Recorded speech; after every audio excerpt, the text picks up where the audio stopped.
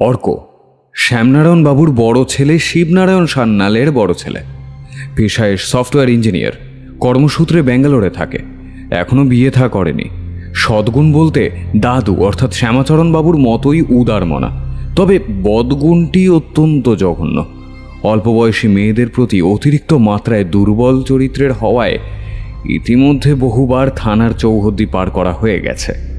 চরিত্রে এইরূপ কালিমা থাকার জন্যে আগে অনেকবার চাকরি থেকেও বরখাস্ত করা হয়েছে, কিন্তু প্রতিবারই শুধরে যাওয়ার প্রতিশ্রুতি দিয়ে চাকরিতে পুনরায় যোগদান করলেও চরিত্রের কোনোরূপ পরিবর্তন হয়নি।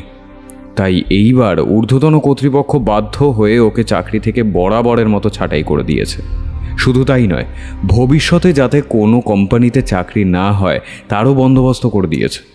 সেজন্যই এই বছর দাদুর চিঠি পাওয়ার সঙ্গে সঙ্গেই তল্পিতল্পা গুটিয়ে দেশের বাড়িতে ফিরে এসেছে। অবশ্য এর পেছনে আরও একটা উদ্দেশ্য আছে। দাদুর চিঠিতে লেখা ধাঁধার সমাধান করে যদি কোনো গুপ্তধনের সন্ধান পাওয়া যায় তাহলে বাকি জীবনটা শুয়ে বসে কেটে যাবে।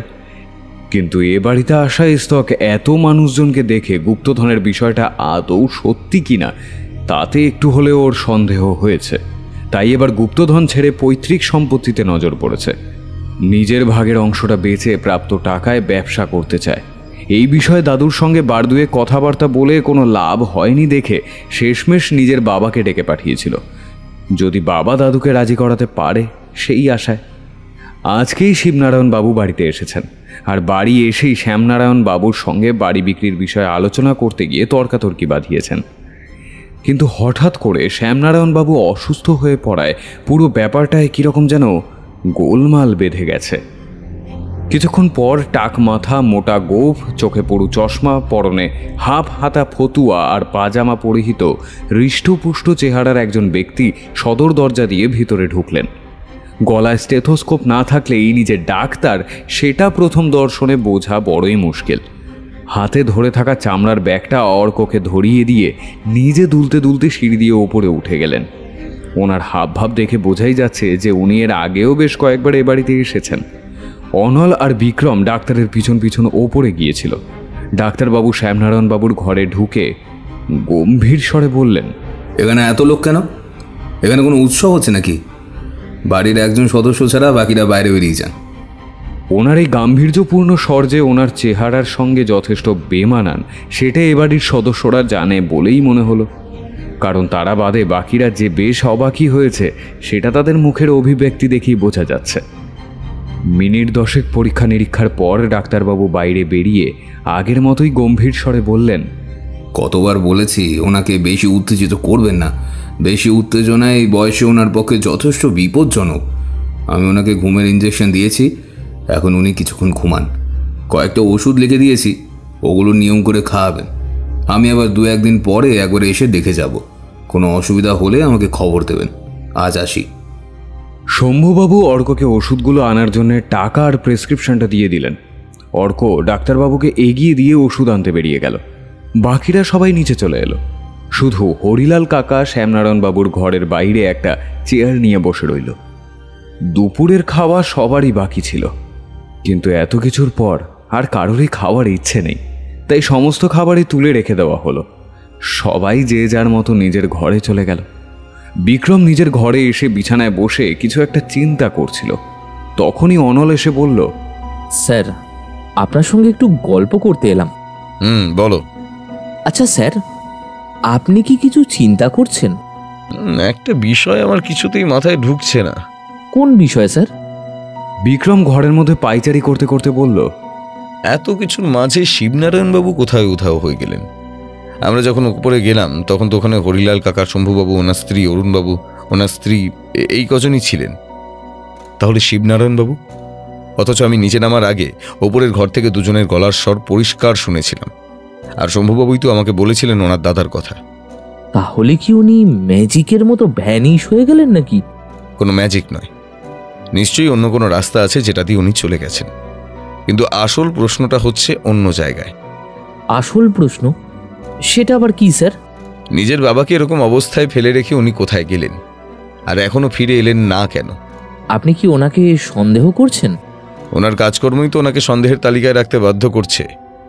প্রথমে শ্যামনারায়ণ বাবুর ধাঁধা, তারপরে শিবনারায়ণ বাবুর অন্তর্ধান। সব মিলিয়ে রহস্য জমে উঠেছে।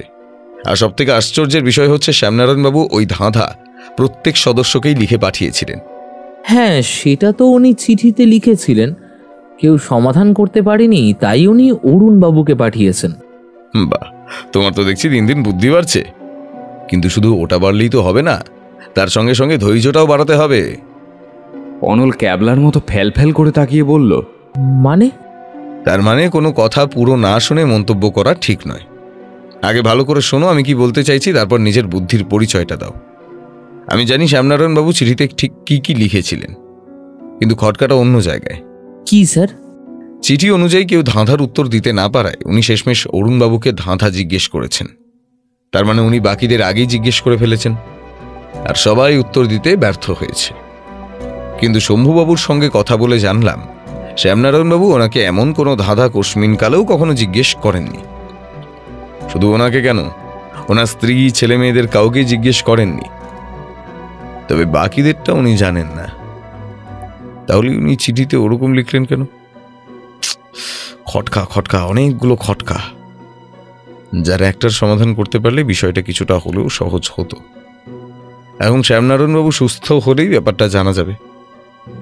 ওদের কথার মাঝখানে হরিলাল কাকা এসে জানালো, বলছি কর্তা বাবুর জ্ঞান ফিরেছে, উনি একবার বিক্রম বাবুর সঙ্গে কথা বলতে চান। ঠিক আছে, আমি এক্ষুনি যাচ্ছি। হরিলাল কাকা ঘাড় নেড়ে চলে গেলে বিক্রমও অনলকে বসতে বলে ওপরে যাওয়ার জন্য ঘর থেকে বেরিয়ে পড়ে। বিক্রম তাড়াতাড়ি পা চালিয়ে সিঁড়ি দিয়ে ওপরে উঠছিল, তখনই শম্ভুবাবুর সঙ্গে ওর দেখা হয়। ওকে দেখে শম্ভুবাবু জিজ্ঞেস করে, আরে বিক্রম বাবু যে, তা কোথায় চললেন? ওপরে বাবার কাছে নাকি? হ্যাঁ, যতদূর জানি ওপরের ঘরেই উনি থাকেন, বাকিরা তো নিচের তলায়। আপনি মশাই মজাও করতে পারেন। ওর কোন কথা শুনে ভদ্রলোকের মজা বলে মনে হলো সেটা বিক্রম ঠিক বুঝে উঠতে পারল না। তবে সেই মুহূর্তে শ্যামনারায়ণ বাবুর ঘরে যাওয়ার তাড়া থাকায় শম্ভুবাবুর সঙ্গে কথা বেশি না বাড়িয়ে ওপরে যাওয়ার জন্যই পা বাড়ালো। শম্ভুবাবুও তেমনই নাছোড়বান্দা লোক, ঠিক ওর পিছু পিছু শ্যামনারায়ণ বাবুর ঘরের সামনে এসে দাঁড়ালো। ওদেরকে দেখে হরিলাল কাকা বলে উঠল, বাবু এখন কারোর সঙ্গে দেখা করবেন না, শুধুমাত্র বিক্রম বাবু ছাড়া। আর বাবুর করা হুকুম আছে, এখন যেন বাড়ির অন্য কেউ ওনাকে বিরক্ত না করে। হরিলাল কাকার কথা শুনে শম্ভুবাবু মনে মনে যথেষ্ট অসন্তুষ্ট হলেও মুখে ভদ্রতার হাসি বজায় রেখে তখনকার মতো ওখান থেকে চলে গেলেন। বিক্রম দরজা ঠেলে ভেতরে ঢুকে দেখল শ্যামনারায়ণবাবু বিছানার উপর বালিশে হেলান দিয়ে চোখ বুজে বসে আছেন। সম্ভবত ওর পায়ের শব্দ শুনেই চোখ খুলে বললেন, এসো এসো বিক্রম, আমি তোমার জন্যই অপেক্ষা করছিলাম। বসার আগে দরজাটা একটু ভেতর থেকে ভালো করে বন্ধ করে দাও। বিক্রম ওনার কথা মতো দরজাটা বন্ধ করে বিছানার এক পাশে এসে বসল। বিক্রম কিছু বলার আগে উনিই কথা শুরু করলেন, কি বুঝছো? তোমার অভিজ্ঞ চোখ কি বলছে নিশাচর? ওনার এহেন প্রশ্নের সঠিক কারণ অনুমান করতে না পারলেও বিক্রম এটা বেশ বুঝতে পারছে শ্যামনারায়ণ বাবু এখন ওকে যা বলবেন সেটা উনি চান না এ বাড়ির আর কেউ জানুক। বিক্রম কিছুক্ষণ চিন্তা ভাবনা করে বলে উঠল, আপনার বাড়িতে কোনো গোপন রাস্তা আছে? মানে এই ধরুন 3 তলা থেকে সোজা বাড়ির বাইরে চলে যাওয়া যায়, এরকম কোনো গোপন রাস্তা আছে নাকি? হঠাৎ এইরকম প্রশ্নের কারণটা কি জানতে পারি? শ্যামনারায়ণ বাবু সামান্য ভ্রু কুঁচকে জিজ্ঞাসা করেন, অবশ্যই। আসলে আপনি অসুস্থ হওয়ার আগে এই ঘরে আপনার সঙ্গে আপনার বড় ছেলে ছিল। আপনাদের দুজনের তর্কাতর্কি আমি আর শম্ভুবাবু দোতলা থেকে শুনেছিলাম, কিন্তু আপনি অসুস্থ হয়ে যাওয়ার পর সবাই উপরে এলেও কেউই শিবনারায়ণবাবুকে দেখেনি। এমনকি এখনো পর্যন্ত একটিবারের জন্য শিবনারায়ণবাবুকে দেখা যায়নি। কি শিবু এখানে ছিল না? কিন্তু জ্ঞান হারাবার আগে যে আমি স্পষ্ট শুনলাম ও বলে গেল তো ডাক্তার ডাকতে যাচ্ছে। দেখুন, প্রথমত ডাক্তার পরিমলবাবুকে আপনার বড় নাতি মানে অর্ক খবর দেয়, আর সবার প্রথম শম্ভুবাবু উপরে আসেন। তখন উনি কিছু দেখেছেন কিনা সেই বিষয়ে আমার জানা নেই। আপনি চাইলে একবার ওনাকে জিজ্ঞেস করে দেখতে পারেন। আর দরকার হবে না। কেন? বলছি, তার আগে তুমি আমার ওই আলমারিটা খোলো। ভেতরে একটা ছোট্ট সিন্দুক দেখতে পাবে, আর ওই সিন্দুকের চাবি তোমার সামনে রাখা ওই দেরাজে রয়েছে। ওখান থেকে চাবিটা নিয়ে সিন্দুকটা খুলে দেখো। ওর মধ্যে কিছু পাচ্ছ নাকি একেবারেই ফাঁকা? বিক্রম ওনার কথা মতো চাবি নিয়ে সিন্দুক খুলে কিছু কাগজপত্র দেখতে পায়। সেগুলো শ্যামনারায়ণ বাবুকে দিতে উনি ভালো করে দেখে নিয়ে বলে ওঠেন, উইলটা তো আছে দেখছি, তাহলে বিক্রম কাগজপত্রগুলো পুনরায় আগের মতো গুছিয়ে রেখে চাবি যথাস্থানে রেখে দিয়ে শ্যামনারায়ণ বাবুকে জিজ্ঞেস করে, আচ্ছা, আপনাকে একটা কথা জিজ্ঞেস করতে পারি? বলো, কি কথা জিজ্ঞেস করবে? আপনার হঠাৎ কেন মনে হলো যে উইলটা এখানে নাও থাকতে পারে? শ্যামনারায়ণ বাবু বালিশে হেলান দিয়ে চোখ বুজে বললেন, ওটাই তো আসল জিনিস, বলতে পারো ওটাই হচ্ছে যত নষ্টের গোড়া। বাড়ির সবার তো ওটাই পাখির চোখ। কবে আমি পরপারে যাব আর ওটা হস্তগত করবে। আমি বেঁচে থাকতে তো সেই স্বপ্ন পূরণ হবার নয়। আর এরা সবাই কিন্তু এক একটা লোভী আর হিংসুটে। বিক্রম ওনার একটা কথাও বুঝতে না পেরে বলে, এটা তো আপনার সম্পত্তি, আপনার পর তো আপনার ছেলেটাই পাবে। এখানে আপনার মৃত্যুর সঙ্গে ঠিক কি সম্পর্ক? ভদ্রলোক কিছুক্ষণ চিন্তা ভাবনা করে নিয়ে শান্ত স্বরে বলতে শুরু করেন, এটা তো আমার একার সম্পত্তি নয়, আমার আর আমার দাদা মানে অরুর বাবার। সেই দিক থেকে দেখতে গেলে অরুও কিন্তু সমান ভাগীদার। কিন্তু অরু আমাকে অনেক আগেই বলেছিল ওর এসব কিছুই চায় না। তাই আমি সেই মতো ওর অংশটা একটা অনাথ আশ্রমকে দান করব বলেই ঠিক করেছি। উইলটাও বানিয়েছি সেই অনুযায়ী। এখন সমস্যা হচ্ছে, আমার বড় ছেলে শিবু এই পুরো বাড়িটা প্রমোটিংয়ে দেবে, কিন্তু সেটা করলে তো আবার অনাথ আশ্রমকে দেওয়া যাবে না। কিন্তু শিবু তো কোনো কথাই শুনছে না, এক জেদ ধরে বসে আছে। এখন তো আবার ওর ছেলে মানে অর্ক, ও বেটা বাপের তালে তাল মিলিয়ে ওই বাড়িটাকে প্রমোটিংয়ে দেবে বলে উঠে পড়ে লেগেছে। আচ্ছা, এই জন্য তখন আপনার ঘর থেকে তর্কাতর্কির শব্দ ভেসে আসছিল। আর আপনার বাকি দুই ছেলে, তাদের কি বক্তব্য? শম্ভুর মতিগতি আমি ঠিক বুঝতে পারি না, কখন কি বলে তার কোনো ঠিক ঠিকানাও তো নেই। তবে শঙ্কর আবার বড় দাদা ভক্ত, ও যা বলবে শঙ্কর তাই করবে। তার মানে শম্ভুবাবু ছাড়া আপনার দুই ছেলে চায় বাড়িটা প্রমোটিংয়ে দিতে। কিন্তু এই উইলের ব্যাপারটা একটু পরিষ্কার করে বলুন তো। বলছি, আমি প্রথমে একটা উইল করেছিলাম যাতে পুরো সম্পত্তিটাই মোট 4টে সমান ভাগে ভাগ করা ছিল। অরুর সঙ্গে কথা বলার পর আমার উইল বদলাই, সব সম্পত্তি মোট 3 ভাগে ভাগ করে দিই। পরে মনে হয় আমি ঠিক করছি না, অরুর ভাগটা স্বার্থপরের মতো নিজের ছেলেদেরকে দিয়ে দেওয়াটা আমি অন্যায় মনে করেছিলাম। তাই আবার নতুন করে উইল করি, যেখানে 3 ভাগ আমার ছেলের আর 1 ভাগ মানে ওই অরুর ভাগটা অনাথ আশ্রমকে দিয়ে দিই। আচ্ছা, আপনার বর্তমান উইলের কথা সবাই জানে? প্রথমে তো কাউকে জানাইনি, উইল তৈরি হয়ে যাওয়ার পর ওদের জানাই। আর তখন থেকে কিন্তু যত অশান্তির সূত্রপাত। ওদেরকে না জানিয়ে উইল পরিবর্তন করায় সবাই ভীষণ রেগে গেছিল। সেদিনই কিন্তু সবার আসল চেহারাগুলো আমি বুঝতে পারি। এদের আসল উদ্দেশ্য কি সব বোঝাই যায়। আর সেদিনের পর থেকে আরো বেশি করে আমি এই উইলটা আগলে রাখছি। আচ্ছা, আপনার কি মনে হয় যে একটা উইলের জন্য আপনার ছেলেরা আপনার কোনো ক্ষতি করতে পারে? আজকাল তো খবরে কতই নাকি বেরোয়, আমার থেকে তো তুমি বেশি জানো। এরকম হওয়াটা তো আর অস্বাভাবিক কিছু নয়, তাই না? আজ আপনার সঙ্গে ঠিক কি হয়েছিল যার জন্য আপনি অজ্ঞান হয়ে গেলেন? আর আপনার কপালটা সামান্য ফুলে গেছে, পাঞ্জাবির নিচটাও দেখছি একটু ছিঁড়ে গেছে। এসব কি সকালের কর্মকাণ্ডের ফল?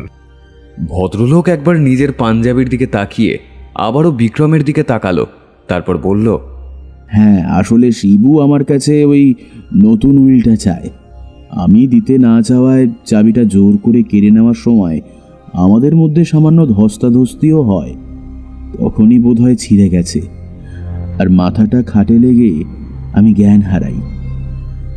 এখন বুঝতে পারছো আমার অবস্থাটা কীরকম? কিছুটা। পুরোটা বুঝতে গেলে আমাকে আরও অনেক কিছু জানতে হবে। যেমন আপনার ছেলে হঠাৎ কোথায় উধাও হয়ে গেল। হ্যাঁ, সেটা আমাকেও ভাবাচ্ছে। উইল যদি এখানেই থাকে তাহলে শিবু।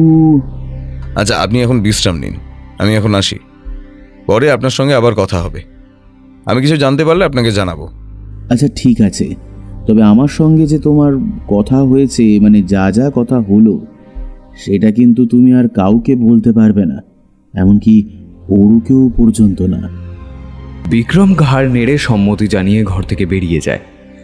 2 মিনিট পর আবারও এসে জিজ্ঞাসা করে, আচ্ছা, আপনার সঙ্গে আরও একটা বিষয় আলোচনা করার ছিল। এই কথাটা শুনে ভদ্রলোক হালকা হেসে বলে ওঠেন, জানি, তবে সেটা রাতের বেলা। এখন নিচে যাও, কালকে চতুর্থীর অনুষ্ঠানের আয়োজন কতদূর এগোলো একবার দেখে এসো। ওর সুপ্রতিমা তৈরি হয়ে যাবে, তারপর বোধনের তোড়জোড় করতে হবে। তুমি একবার হরিলালকে পাঠিও তো। বিক্রম নিচে চলে যায়। ওকে বেরোতে দেখেই শম্ভুবাবু কোথা থেকে দুম করে ওর সামনে চলে এসে জিজ্ঞাসা করলেন, কি মশাই, আমার একমাত্র বাপটা আপনাকে কি এমন গোপন কথা বলছিল, একটু কি শুনতে পারি? এতক্ষণ আড়ি পেতেও কিছু শুনতে পেলেন না? আপনার বাড়ির দরজা দেখছি ভীষণ মজবুত। আচ্ছা, আপনি যে আতর ব্যবহার করেন, এটা একবার আমাকে দেওয়া যাবে? আমিও একটু ব্যবহার করতাম আর কি। স্যার, আপনি আবার কবে থেকে আতর ব্যবহার করছেন? বলবো বলবো, সব বলবো, একটু অপেক্ষা করো। আর শম্ভুবাবু, আপনি আতরটা দেবেন কিন্তু ভুলে যাবেন না।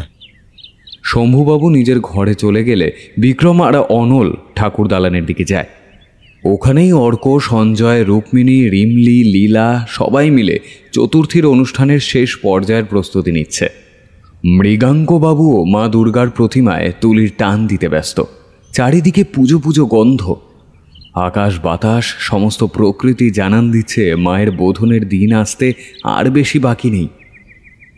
আরে হচ্ছে না। কি হচ্ছে না? ঠিকই তো করছি, বেশি পাকামি করলে গাঁটটা মারবো। গাঁটটা মারলেই হলো?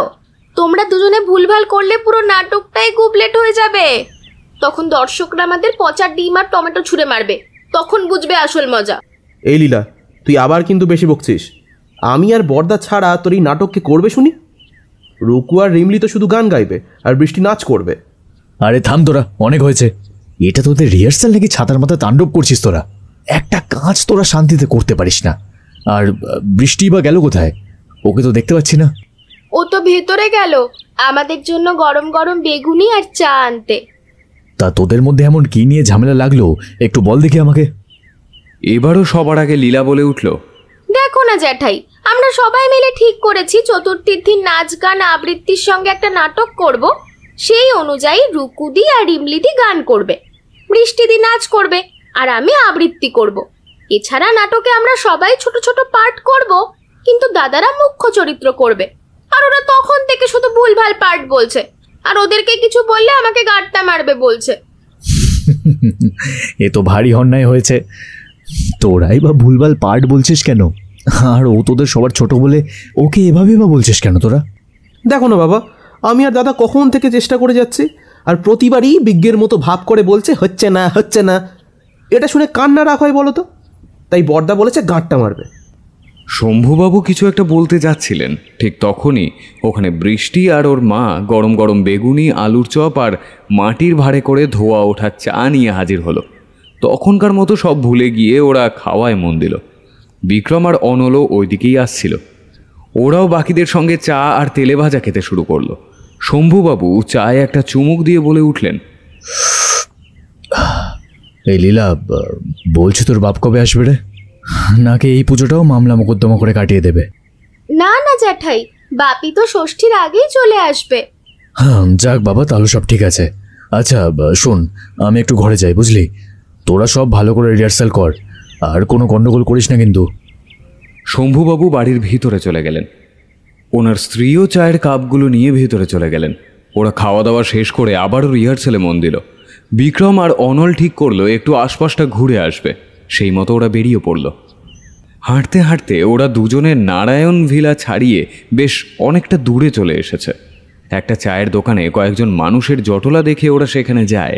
তা ভায়া, শুনছিলাম এখানে নাকি প্রমোটিং হবে, তা খবরটা কি সত্যি?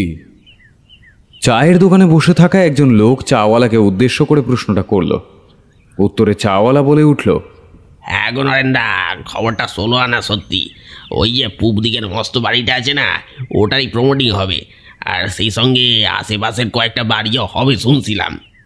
কথাটা শুনে নরেন নামক ভদ্রলোকটি আবারও প্রশ্ন করল, তা তুই এত খবর পেলি কোথা থেকে? চাওয়ালা একগাল হেসে বলল, আরে ওই বাড়িতে হরিলাল কাকা কাজ করে না, ওর ছেলে বিশু তো আমার দোকানে প্রায়ই চা খেতে আসে। তখনই গপ্প করতে করতে একদিন বলল, আচ্ছা নরেনদা, তুমি কোথা থেকে জানলে গো? ওই ভদ্রলোকটি চায়ের কাপটা নামিয়ে রেখে জামার কলার তুলে বলে উঠল, এখানে কাজ হবে আর নরেন চাকলাদার জানবে না তা কখনো হয়? যে কোম্পানি করবে সে তো মালপত্র আমার থেকেই নেবে। এ তল্লাটে আমার থেকে বড় কোনো বিল্ডার্স কি আছে নাকি? হ্যাঁ, আমি শুধু খবরটা যাচাই করে নিলাম। চাওয়ালা পূর্বের মতোই একগাল হেসে উত্তর দিল, সে আর বলতে, এখানে যত বড় বড় বাড়ি হয়েছে সব কটাতে তো তুমি মাল দিয়েছো। আচ্ছা, এখন উঠি, একটু কাজ আছে। এতক্ষণ ধরে চায়ের দোকানের পাশে দাঁড়িয়ে দাঁড়িয়ে বিক্রম আর অনল সব কথাই শুনছিল। বিক্রম কিছু বলছে না দেখে অনল ওকে জিজ্ঞেস করে, আচ্ছা স্যার, এই বিশু বেটা এই কথাটা কোত্থেকে জানলো? বিক্রম ওর দিকে তাকিয়ে প্রশংসার সঙ্গেই বলে ওঠে, বাহ, তোমার তো দেখছি এখানে এসে বুদ্ধি ভালোই খুলেছে। হ্যাঁ, ভালো প্রশ্ন করেছ, তবে জানাটা খুব একটা কঠিন নয়। শ্যামনারায়ণবাবুর সঙ্গে ওনার বড় ছেলের এই বিষয়ে আগেও অনেক ঝগড়া হয়েছে, তখনই হয়তো কোনোভাবে জেনেছে। আর হরিলাল কাকা তো সব জানেন, উনি হয়তো ওনার ছেলেকে বলেছেন, কিন্তু এই বিশুকে এখনো পর্যন্ত সামনাসামনি দেখতেই পেলাম না। অনলও ওর কথায় সায় দিয়ে বলল, হ্যাঁ স্যার, সারাক্ষণ ছেলেটা কোথায় থাকে কি জানে। তবে একটা ব্যাপার নিশ্চিত, নারায়ণ ভিলা প্রমোটিং হোক এটা অনেকেই চায়। যেমন বাড়ির লোক ঠিক তেমনি বাইরের লোক। সেই দিক থেকে দেখতে গেলে শ্যামনারায়ণবাবুর কিন্তু অনেক শত্রু, ঘরে বাইরে যে কেউ তার ক্ষতি করতে পারে। তাহলে স্যার আমরা কিছু করব না? ওনার বিপদ জেনেও আমরা চুপ করে থাকবো? না, সেটা কিছুতেই নয়। তবে শ্যামনারায়ণবাবুও তো কম আশ্চর্যের মানুষ নন, সারাক্ষণ একটা রহস্য ভাব করেন। যখনই ধাঁধার প্রসঙ্গটা তুলি তখনই কায়দা করে এড়িয়ে যান। আজ রাতে যদি উনি কিছু না বলেন তাহলে। বিক্রমের কথা শেষ হওয়ার আগেই অনলর হাত ধরে টেনে এনে দূরে দাঁড়িয়ে থাকা দুজন মানুষকে দেখালো। ল্যাম্পপোস্টের হালকা আলোতেও লোক দুটোর মুখ স্পষ্ট দেখা যাচ্ছে। একজন হরিলাল কাকার ছেলে বিশু, অপরজন সেই নরেন চাকলাদার। কিন্তু ওরা দুজনে কি এত কথা বলছে বলুন তো স্যার? অনলের প্রশ্নের উত্তর দেওয়ার আগে আরও একজনকে ওরা আসতে দেখল। ল্যাম্পপোস্টের তলায় এসে দাঁড়াতেই নতুন আসা লোকটির মুখ স্পষ্ট হয়ে গেল। এই লোকটি আর কেউ নন, শ্যামনারায়ণ বাবুর বড় ছেলে শিবনারায়ণ। বেশ কিছুক্ষণ ধরে ওরা তিনজনে কিছু একটা বিষয়ে কথাবার্তা বলে নিয়ে আবার যে যার মতো চলে গেল। এই সব কিছুই বিক্রম নিজের ফোনে রেকর্ড করে নিচ্ছিল। হঠাৎ অনলের ফোনটা বেজে উঠল। ও ফোন বের করে দেখল শ্যামলী ফোন করছে। অনল তাড়াতাড়ি ফোনটা কানে ধরল। ও প্রান্ত থেকে শ্যামলীর গলার স্বর ভেসে এলো, বলছি রাত অনেক হলো, এবার তোমরা ফিরে এসো, সবাই চিন্তা করছে তো নাকি? অনল পরিবর্তে কিছু বলার আগেই শ্যামলী ফোন কেটে দিয়েছে। বিক্রমও ঘড়ির দিকে তাকিয়ে নিয়ে বলল, চলো এবার ফেরা যাক, কাল সকালে না হয় আবার একবার আসবো। ওরা দুজনে তাড়াতাড়ি পা চালিয়ে বাড়ির দিকে ফিরতে লাগলো। কি ব্যাপার, আপনাকে খুব চিন্তিত দেখাচ্ছে। আপনি কোন বিষয় নিয়ে এত চিন্তা করছেন? অনলের কথা শুনে বিক্রম অন্যমনস্কভাবে বলল, কই কিছু না তো স্যার। এতদিন আপনার সাথে কাজ করতে করতে আপনাকে একটু হলেও চিনেছি। আপনার মুখ দেখেই বোঝা যাচ্ছে যে আপনি কিছু একটা নিয়ে চিন্তা করছেন। আপনি আমাকে বলতে পারেন। ঠিক চিন্তা নয়, আমি আসলে একটা বিষয় নিয়ে ভাবছি। কি বিষয় স্যার? শ্যামনারায়ণবাবু বললেন ওনার বড় ছেলে নাকি ওনার জন্য ডাক্তার ডাকতে গিয়েছিল, কিন্তু তারপর থেকে তো শিবনারায়ণবাবুকে খুঁজেই পাওয়া যায়নি। তার মানে এটাই দাঁড়ায় যে শিবনারায়ণবাবু জানতেন ওনার বাবা অসুস্থ, কিন্তু এখন ওনাকে দেখে তো মনে হলো না যে উনি ওনার বাবার অসুস্থতা নিয়ে বিন্দুমাত্র চিন্তিত। বাবার প্রতি এতটা অনীহার পেছনে সঠিক কারণটা কি? শুধুমাত্র বাড়িটা প্রমোটিংয়ে দিতে রাজি নন বলে, নাকি অন্য কোনো কারণ আছে এই অনীহার পেছনে? বিক্রমের কথা শুনে অনলকে জিজ্ঞাসা করে, অন্য কি কারণ থাকতে পারে স্যার? এই উত্তরটাই তো আমার জানা নেই, আর জানলে তো পুরো বিষয়টা আরো পরিষ্কার হতো। আরও একটা ব্যাপার আছে, ওই বিশু নামের ছেলেটা একটু সন্দেহজনক। সারাদিন বাড়িতে এত কিছু হয়ে গেল, অথচ ওর একবারও দেখা পেলাম না। আর এখন রাতের অন্ধকারে শিবনারায়ণ বাবুর থেকে কি একটা যেন নিল। ওটা চাবি ছিল। চাবি? কিসের চাবি? সেটা পরে জানা যাবে, এখন তাড়াতাড়ি পা চালাও, না হলে আরো দেরি হয়ে যাবে। তখন তোমার সঙ্গে সঙ্গে আমার কপালেও দু একটা মারধর জুটবে। ওরা আর কোনো কথা না বলে তাড়াতাড়ি হাঁটতে লাগলো। বাড়ি ঢুকেই ওরা বুঝতে পারলো সবাই ওদের জন্যই অপেক্ষা করছে, তাই কোনো কথা না বলে ওরা চুপচাপ খাবার টেবিলে বসে পড়ল। অন্যদিনের তুলনায় আজকের মেনু খুবই সামান্য। এমনিতেও বাড়ির পরিবেশ থমথমে, তাই খাবার টেবিলে কেউ কোনো কথা বলল না।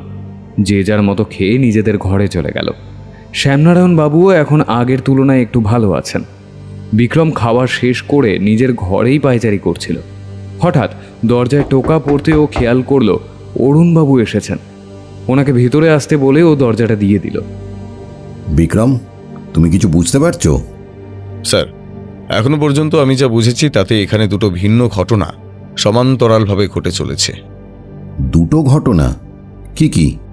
1, শ্যামনারায়ণবাবুর ধাঁধা। 2, এই বাড়ি প্রমোটিং। কেউ বা কারা এই দুটো ঘটনাকে এক করে দিয়ে ফায়দা তুলতে চাইছে। যেমন? সেটা আমার কাছে এখনো পুরোপুরি পরিষ্কার না হলেও একটা বিষয় পরিষ্কার, যে সব পরিস্থিতিতেই একজন মানুষের জীবন সংকটাপন্ন, আর তিনি হলেন আপনার কাকাবাবু শ্যামনারায়ণ সান্যাল। মানে তুমি ঠিক কি বলতে চাইছো বলো তো? মানে ওনাকে কেউ বা কারা মারার পরিকল্পনা করছে। কিন্তু কেন? কাকা মরলে তো আর গুপ্তধন পাওয়া যাবে না। সে হয়তো যাবে না, কিন্তু উনি মরলে বাড়িটা প্রমোটিংয়ে দেওয়া যাবে, আর তাতে যে মোটা অঙ্কের টাকা পাওয়া যাবে সেটা কোনো গুপ্তধনের থেকে কম নয়। তাহলে এখনই লোকাল থানার সঙ্গে যোগাযোগ করে নিরাপত্তার ব্যবস্থা করতে হবে। আমার মনে হয় না তাতে খুব একটা লাভ হবে, বরঞ্চ অপরাধী সজাগ হয়ে যেতে পারে। তবে আপনি চিন্তা করবেন না, আমি কলকাতা থেকে কয়েকজন স্পেশাল অফিসার এখানে আনিয়ে নিয়েছি। তারা সাধারণ পোশাকে সর্বক্ষণ এই বাড়ির উপর নজর রাখছে। কোনো রকম গন্ডগোল দেখলেই আমাকে জানাবে। উফ, নিশ্চিন্ত হলাম। তুমি থাকতে আমার কোনো চিন্তা নেই। যাও, অনেক রাত হলো, এবার শুয়ে পড়ো। কালকে পঞ্চমী, অনেক কাজ আছে। এই বলে অরুণবাবু চলে গেলেন। শ্যামনারায়ণবাবু এখন অনেকটাই সুস্থ, প্রতিমাও তৈরি। আজ সপ্তমী, সকাল থেকেই সবাই ব্যস্ত। নবপত্রিকা স্নানের তোড়জোড় চলছে। একটু পরেই সবাই ঘাটে গিয়ে উপস্থিত হবে। কয়েকজন ইতিমধ্যে ওখানে চলেও গিয়েছে। বাড়ির মেয়ে বউরা লাল পাড় সাদা শাড়ি পরে তৈরি। ঢাক, কাসর, ঘণ্টা বাজিয়ে যাত্রা শুরু হলো। এখানে সবাই উপস্থিত থাকলেও বিক্রমকে কোথাও দেখা গেল না। অনল একবার ফোন করেছিল ও কোথায় জানার জন্যে, কিন্তু বিক্রমের ফোন নট রিচেবল বলায় আর কোনো কথা হয়নি। কি ব্যাপার মশাই, এত চিন্তিত দেখাচ্ছে কেন? হঠাৎ পিছন থেকে শম্ভুবাবু প্রশ্নটা করলেন। কই, চিন্তিত হতে যাব কেন? তা পুজো কেমন লাগছে? হ্যাঁ, বেশ ভালোই। কলকাতায় তো আর এত শান্তির পুজো দেখা হয় না, এখানে এসে বেশ ভালোই লাগছে। আপনাদের বাড়ির পুজো এখানে খুব বিখ্যাত মনে হচ্ছে। হ্যাঁ, তা খুব বিখ্যাত। শুধু এখানেই নয়, বাইরে থেকেও অনেকে আসে পুজো দেখার জন্য। তার ওপরে এই কটা দিন সারা গ্রামের লোককে খাওয়ানো তো কোনো সাধারণ ব্যাপার নয় মশাই। আচ্ছা, এ তো দারুণ ব্যাপার। তা সবটাই কি আপনারাই খরচ করেন নাকি?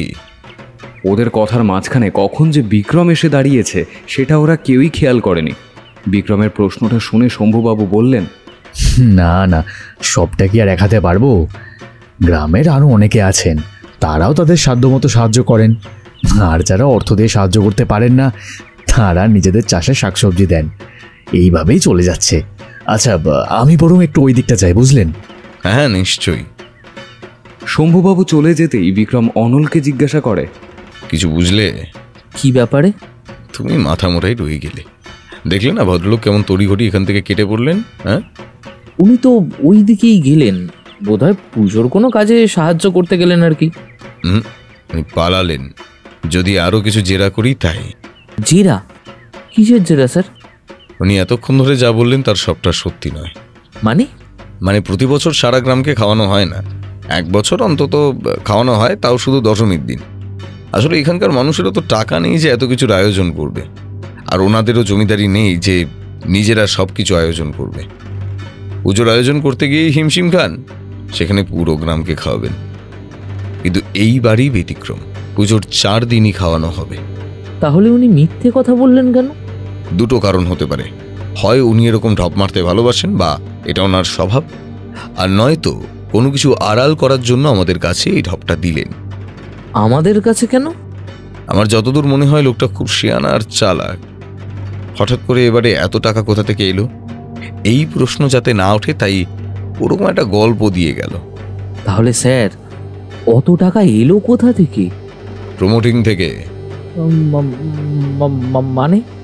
তুমি এত মানে করো, সেটা দেখে আমার মাঝে মাঝে তুমি পুলিশের চাকরিটা পেলে কি করে বলো তো? হ্যাঁ, কেউ বা কারা শ্যামনারায়ণ বাবুর বাড়ির দলিল প্রমোটারের হাতে তুলে দেবে বলে বেশ মোটা অঙ্কের টাকা প্রমোটারের থেকে নিয়েছে, কিন্তু সেই দলে শম্ভুবাবু আছেন কিনা সেই ব্যাপারে আমি নিশ্চিত নই। এখন কি করবেন স্যার? নজর রাখতে হবে আর এটার সমাধান করতে হবে। কথাটা বলে বিক্রম অনলের হাতে একটা চিরকুট দেয়। সেটা খুলে অনল দেখে তাতে একটা ধাঁধা লেখা আছে। অনল ধাঁধাটা বিড়বিড় করে পড়তে থাকে।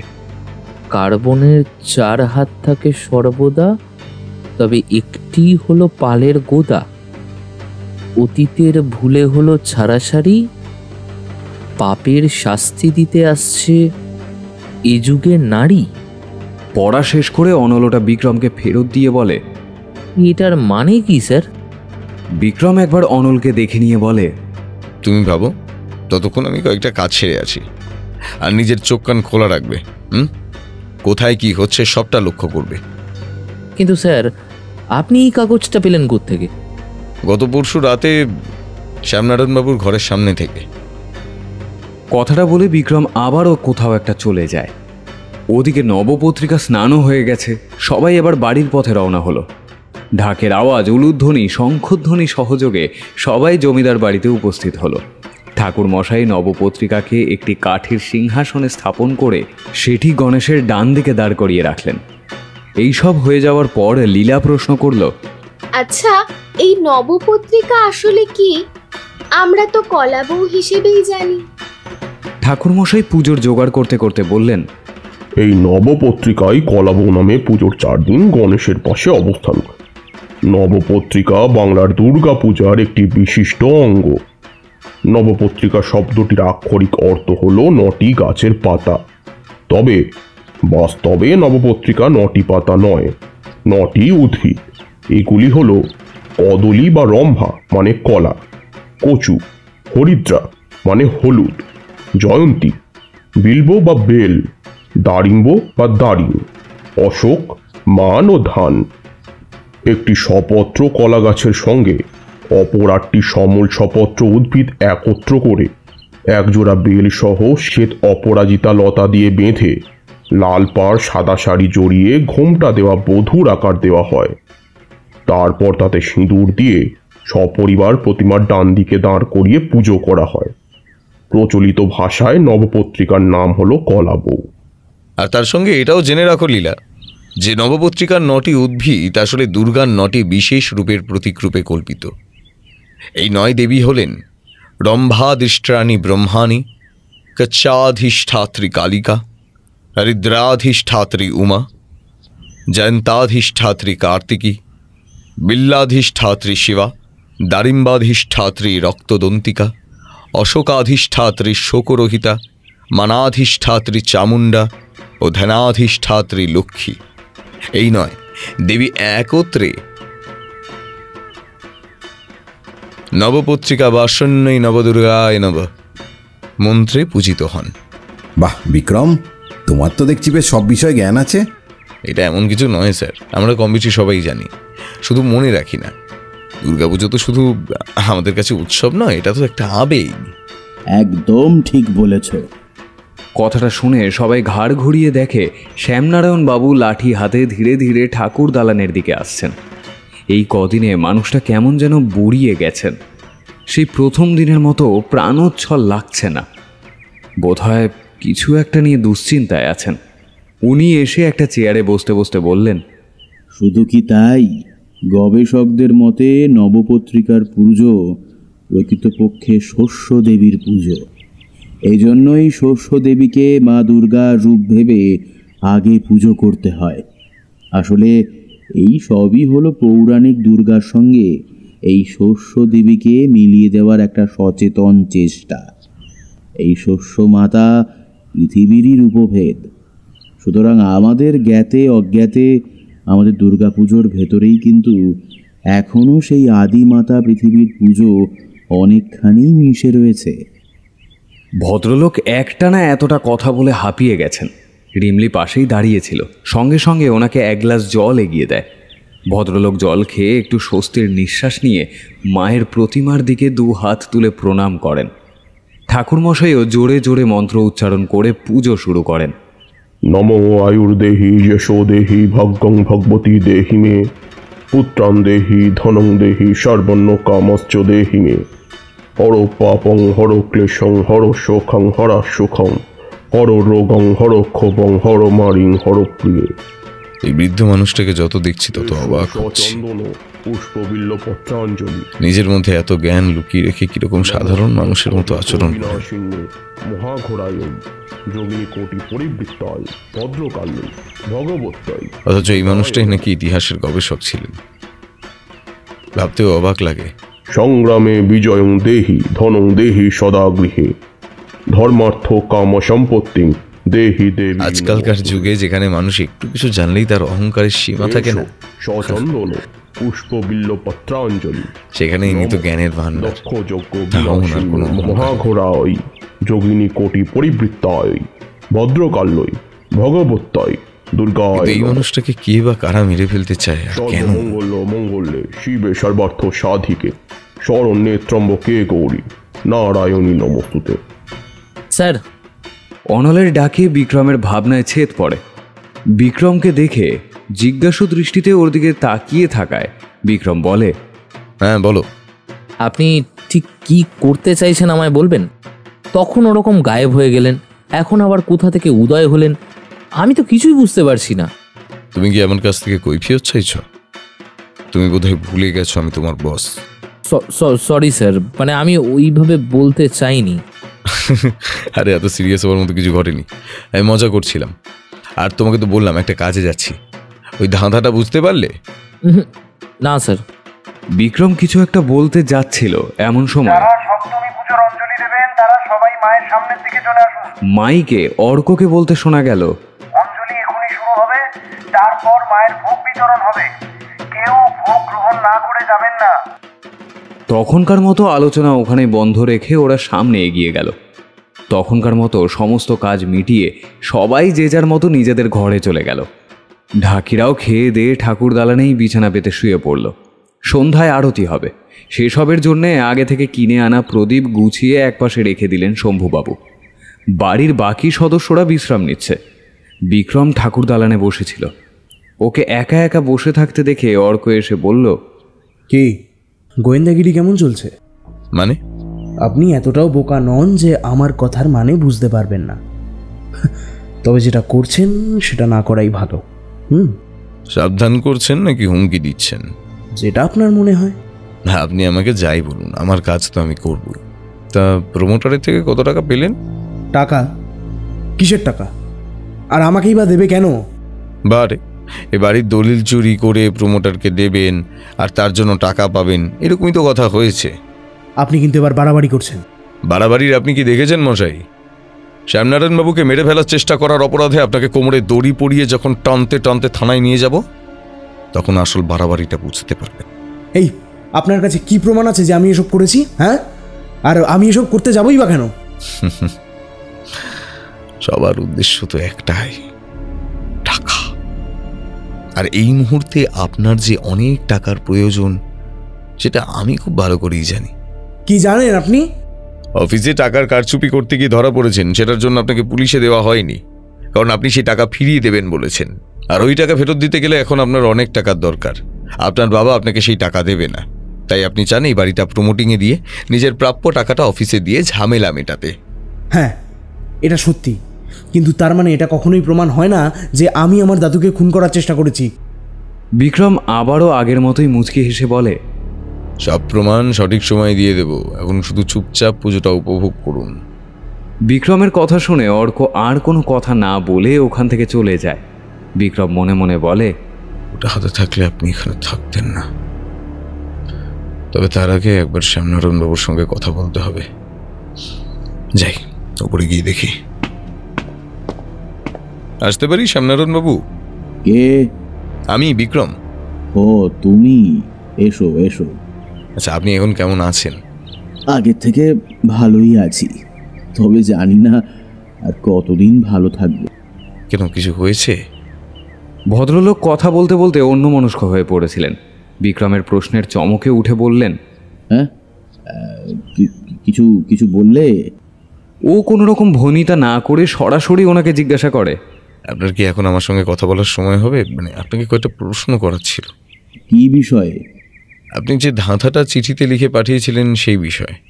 আরে তুমি এখনো ওটা নিয়ে পড়ে আছো? আমি তো বললাম ওটা আমি এমনিই লিখেছিলাম। আপনি ওটা লিখলেও এটা নিশ্চয়ই কেউ এমনি এমনি লেখেনি। কথাটা বলে বিক্রম একটি ছোট কাগজ ওনার দিকে এগিয়ে দেয়। ভদ্রলোক সেটা হাতে নিয়ে বলেন, হ্যাঁ, এইসবের মানে কি? মানেটা তো আপনি ভালো জানবেন। আমি? হ্যাঁ, আপনি। দুটো ধাঁধা দেখে এটা তো স্পষ্ট যে আপনাদের অতীতের কোনো ঘটনার সঙ্গে এগুলোর মিল আছে, আর কেউ বারবার সেই ঘটনাটাই সবার সামনে আনতে চাইছে। কিন্তু এখন প্রশ্ন হচ্ছে, এই ঘটনাটা কি আর এসব কাণ্ড ঘটাচ্ছে কে? ভদ্রলোক কোনো কথা না বলে বিস্ফারিত চোখে চেয়ে রইলেন। বিক্রম আবারও বলল, দেখুন, আপনি যদি সত্যি কিছু জানেন তাহলে সবটা শিগগিরই বলুন। কিন্তু? কোনো কিন্তু নয়। আপনার বা আপনার পরিবারের কারোর উপর কোনো রকম বিপদ আসার আগে সবটা আমাকে খুলে বলুন। বিপদ? হ্যাঁ, বিপদ। কেউ আপনার বা আপনার পরিবারের উপর প্রতিশোধ নিতে চায়। তুমি তুমি এই কাগজটা কোথায় পেলে? এটা তো আমি। বিক্রম ওনাকে কথাটা শেষ করতে না দিয়েই বলে ওঠে, যদি বলি আপনার ঘরের সামনে থেকে, আমি যদি খুব ভুল না হই, আপনি সেই দিন এই কাগজটা দেখেই ভয় পেয়ে অজ্ঞান হয়ে গিয়েছিলেন। হ্যাঁ, সেই দিন শিবু আমার সঙ্গে বাড়ি বিক্রি নিয়ে কথা বলতে এসেছিল। আমি রাজি না হওয়ায় ও আমার কাছ থেকে বাড়ির দলিল চায়। এই নিয়ে আমাদের মধ্যে ভীষণ তর্কাতর্কিও শুরু হয়। তখনই ওর কাছে একটা ফোন আসে। শিবু ফোনটা ধরে কথা বলার জন্য ঘর থেকে বেরিয়ে যায়। আমার কি মনে হতে আমি ওই আলমারির ড্রয়ারটা খুলে দেখি, তখনই ওখানে এই কাগজটা পাই। আর আপনি কাগজটা পড়ে এতটাই ভয় পেলেন যে জ্ঞান হারিয়ে ফেললেন। ওই সময় আপনার বাড়ির চাকর আপনার খাবার দিতে এসে আপনাকে ওই অবস্থায় দেখে চেঁচামেচি শুরু করে দেয়। হ্যাঁ, আর তারপরের ঘটনা তো সব তো তুমি জানো। তার মানে এটাই দাঁড়ায়, সেদিন শিবনারায়ণ বাবু আপনার জন্য ডাক্তার ডাকতে যাননি। উনি আপনার ঘর থেকে অনেক আগেই বেরিয়ে গিয়েছিলেন। সবাই যে যার কাজে ব্যস্ত থাকায় কেউ সেটা হয়তো লক্ষ্য করেনি। অথচ আপনার বয়ান অনুযায়ী ওনার বাড়ির বাইরে যাওয়াটা একটা রহস্য হয়ে ওঠে, আর উনি সকলের চোখে ভিলেন হয়ে যান। আসলে সত্যিটা হলো, উনি তো জানতেনই না যে আপনার কিছু হয়েছে। তাহলে আপনি বাড়ির সকলকে মিথ্যে বললেন কেন? এই মিথ্যেটা না বললে সবাইকে তো সত্যিটা জানাতেই হতো, আর সেইটা করলে এই কাগজের কথাটা তো সামনেই আসতো। আর এখন যে প্রশ্নগুলো তুমি করছো, তখন ওরাও কিন্তু ওই প্রশ্নগুলোই করতো। আর আমি ওই মুহূর্তে এই বিষয় নিয়ে কারোর সাথেই কথা বলতে চাইছিলাম না। কিন্তু এখন যে আপনাকে সবটা বলতে হবে। বলবো, সব বলবো। তার আগে তুমি আমাকে বলো তো, এই ধাঁধা দুটো থেকে তুমি ঠিক কি কি বুঝতে পেরেছো? বেশ, বলছি। প্রথম ধাঁধার প্রথম লাইন, পিপিলিকার পাখা উড়ে মরিবার তরে, অর্থাৎ এখান থেকে কারোর মৃত্যু বা কাউকে মেরে ফেলার কথা বলা হচ্ছে। দ্বিতীয় লাইনটা স্পষ্ট বোঝা যাচ্ছে আপনাদের অতীতে কিছু ঘটেছিল যার রেশ বর্তমানে প্রভাব ফেলতে পারে। বাকি দুটো লাইন থেকে বোঝা যায় যে বা যারা এটা লিখেছে সে আপনার আশেপাশেরই কেউ। বিক্রমের বলা প্রতিটা কথা উনি মন দিয়ে শুনছিলেন। এবার ওকে জিজ্ঞাসা করলেন, আর দ্বিতীয় ধাঁধা থেকে কি বুঝেছো? বলবো, তার আগে আমাকে একটা প্রশ্নের উত্তর দিন তো। প্রশ্ন? আচ্ছা, করো। আপনার কি 4 সন্তান? প্রশ্নটা শুনে শ্যামনারায়ণ বাবু নির্বাক দৃষ্টিতে ওর দিকে তাকিয়ে আছেন দেখে অরিক বলল, দেখুন, আমি এই প্রশ্নের উত্তর জানি, তাও আপনার মুখ থেকে সত্যিটা শুনতে চাই। ভদ্রলোক কোনো উত্তর না দিয়ে স্থির দৃষ্টিতে চুপচাপ বসে রইলেন। বিক্রম সেই মুহূর্তে ওনার মনের অবস্থা বুঝতে পেরে আর কিছু না জিজ্ঞেস করে নিজেই বলতে শুরু করে, দ্বিতীয় ধাঁধার প্রথম লাইনে উল্লেখিত কার্বন যদি আমি আপনাকে ধরে নিই তাহলে ওই 4 হাত আপনার 4 সন্তানকে বোঝায়। এবার আসি দ্বিতীয় লাইনে। এখানেও সেই প্রথম ধাঁধার মতো অতীতের কথা বলছে, তবে এখান থেকে এটা স্পষ্ট যে ওই ঘটনার সঙ্গে বা ঘটনার জন্য দায়ী আপনারই কোনো এক সন্তান। তৃতীয় লাইন, এর জন্যই আপনার পরিবারে কোনো ছাড়াছাড়ির ঘটনা ঘটে, সেটাই এখানে বোঝানো হয়েছে। চতুর্থ লাইন, এখানে সরাসরি বলা হচ্ছে সেই ঘটনার প্রতিশোধ নিতে কেউ আসছে, আর সম্ভবত সে একজন নারী। এতটা একটানা বলে বিক্রম একটু থামে, দম নিয়ে আবারও বলে, এবার আপনি অতীতে ঘটে যাওয়া সেই ঘটনাটা খুলে বলুন, কিচ্ছু বাদ দেবেন না। মনে রাখবেন, অপরাধী কিন্তু আপনার আশেপাশের মানুষের মধ্যেই কোনো একজন। বলছি, তবে তার আগে দরজাটা বন্ধ করে দাও। আমি চাই না এই কথা আর কেউ জানুক, আর তোমাকেও কিন্তু কথা দিতে হবে, তুমি কিন্তু কাউকে বলতে পারবে না। যদি দরকার পড়ে তাহলে আমি বলতে বাধ্য হব, আর আমি নিশ্চিত সেই দরকার অবশ্যই পড়বে, আর সেই দরকারটা পড়বে আপনার পরিবারের সদস্যদের রক্ষা করার জন্যই। আপাতত আপনি আমাকে সবটা খুলে বলুন। কথাটা বলে বিক্রম উঠে যায়। দরজা বন্ধ করতে গিয়ে ও কারোর একটা ছায়া দ্রুত সরে যেতে দেখে। ও ঘরের বাইরে এসে দেখার চেষ্টা করে কার ছায়া ছিল সেটা, কিন্তু কাউকে দেখতে পায় না। মনে মনে বলে, কেউ কি তাহলে বাইরে থেকে আমাদের কথোপকথন আড়ি পেতে শুনছিল? কিন্তু কে? এখন তো সবাই যে যার ঘরে বিশ্রাম নিচ্ছে। তাহলে কি ওই ধাঁধাগুলো যে লিখেছে সে এই বাড়ির কেউ? খুঁজে বের করতে হবে। তার আগে শ্যামনারায়ণ বাবুর থেকে সবটা জানতে হবে। দরজাটা বন্ধ করে ও পুনরায় শ্যামনারায়ণ বাবুর সামনে এসে বসে। শ্যামনারায়ণ বাবু একটা দীর্ঘশ্বাস ফেলে ধীর কণ্ঠে বলতে শুরু করেন, এই ঘটনা আজ থেকে প্রায় 25 বছর আগের। তখন আমার 4 ছেলে শিবু, শম্ভু, শঙ্কর, মহাদেব কলেজে পড়ে। ওরা 4 জনই কলকাতার হোস্টেলে থেকে পড়াশোনা করত, আর পুজোর ছুটিতে এখানে আসতো। সেইবারও ওরা এখানে এসেছিল। আমি ভেবেছিলাম কলকাতায় থেকে পড়াশোনা করে আমার ছেলেরা হয়তো মানুষের মতো মানুষ হচ্ছে, কিন্তু ভুল ছিলাম। আমার সম্পূর্ণ ধারণা একেবারে ভুল প্রমাণিত হয়েছে যখন জানতে পারলাম আমার ছেলে মহাদেব কোনো একজন মেয়ের সঙ্গে অসভ্য আচরণ করেছে। রাগে হিতাহিত জ্ঞান ভুলে বেধড়ক মারলাম। এই গ্রামে আমাদের একটা সম্মান আছে, কেউ কোনোদিন আমাদের সম্পর্কে একটা বাজে মন্তব্য পর্যন্ত করেনি। সেই বাড়ির ছেলে হয়ে কিনা এরকম জঘন্য কাজ করতে পারে? আজও তোমাকে সেই কথা বলতে গিয়ে লজ্জায় আমার মাথা হেঁট হয়ে যাচ্ছে। কি করেছিল মহাদেব?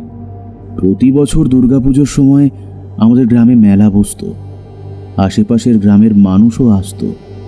সেই বাড়ি পাশের গ্রাম থেকে অনেকেই এসেছিল। মহাদেবের নাকি পাশের গ্রামের কোনো মেয়েকে দেখে খুব পছন্দ হয়। ও নাকি ওই মেয়েটিকে বিয়ের প্রস্তাব পর্যন্তও দিয়েছিল, কিন্তু মেয়েটি সম্ভবত অন্য কাউকে ভালোবাসত, তাই ওর প্রস্তাব সে ফিরিয়ে দেয়। এরপর থেকে মহাদেব কেমন একটা গুম হয়ে থাকতো। আমি তখন কিছুই বুঝতে পারিনি। এর কয়েকদিন পর নবমীর দিন মহাদেব অনেক রাত করে বাড়ি ফেরে। সারা গায়ে কাদা ভর্তি, চুলগুলো কেমন যেন উস্কো খুস্কো। কি হয়েছে জানতে চাওয়ায় কোনো উত্তর দেয় না। পরের দিন আসল ঘটনাটা জানতে পারি। সেই মেয়েটি ওর প্রস্তাব ফিরিয়ে দেওয়ায় ও আগের দিন ওই মেয়েটির বাড়ি গিয়েছিল। সেখানে গিয়ে রাগের বশে মেয়েটির সাথে অসভ্যতামি করেছে। মেয়েটির প্রেমিক বাধা দিতে এলে তাকে ওর বন্ধুরা খুব মারধর করে। শুধু তাই নয়, মেয়েটি নাকি অপমানে আত্মহত্যা করেছিল। আর এই সবই আমি জেনেছিলাম আমাদের বাড়ির চাকর হরির কাছে। ওকে মেরে বাড়ি থেকে তাড়িয়ে দিয়েছিলাম। ওরকম কুলাঙ্গার সন্তান এই বাড়িতে যেন না থাকে। এর পরের আমি আর কিছু জানি না। আপনার সেই ছেলে তাহলে এখন কোথায়? বললাম তো, আমি কিছুই জানি না। সেদিনের পর থেকে ওর কোনো খোঁজ পর্যন্ত আমি পাইনি। আর ওই মেয়েটির পরিবার সম্পর্কে কিছু জানেন?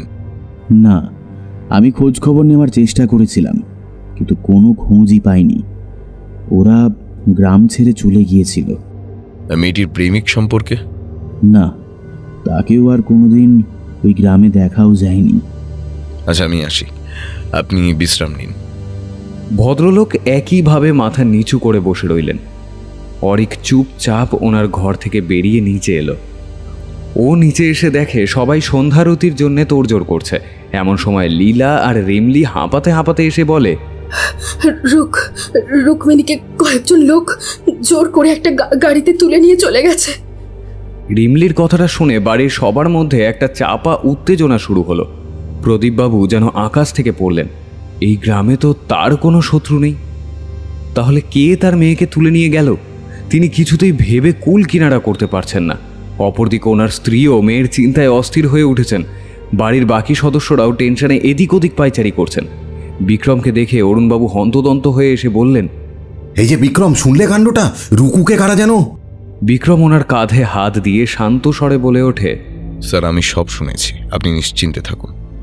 আমি থাকতে রুক্মিণীর কিচ্ছু হবে না, আমি কিচ্ছু হতে দেব না। আপনি শুধু এই মুহূর্তে শান্ত থাকুন, অস্থির হবেন না। আমি এক্ষুনি বেরোচ্ছি। আপনাদের কাছে কোনো ফোন এলে আমাকে জানাবেন। আর হ্যাঁ, আমি কিছু না বলা পর্যন্ত কোনো রকম কোনো পদক্ষেপ নেবেন না। বিক্রমের কথায় উনি অনেকটা ভরসা পেলেন। শান্ত হয়ে শুধু বললেন, ঠিক আছে। বিক্রম তাড়াতাড়ি বাড়ি থেকে বেরিয়ে পড়ে। হ্যালো। হ্যাঁ স্যার। কি খবর? ওরা সবে এসেছে। কজন আছে? আর সব ঠিক আছে তো? হ্যাঁ স্যার, ম্যাডামকে ওরা চোখ হাত পা বেঁধে একটা চেয়ারে বসিয়ে রেখেছে। আর মোট ওরা 5 জন আছে। দলের পান্ডাকে দেখতে পেলে?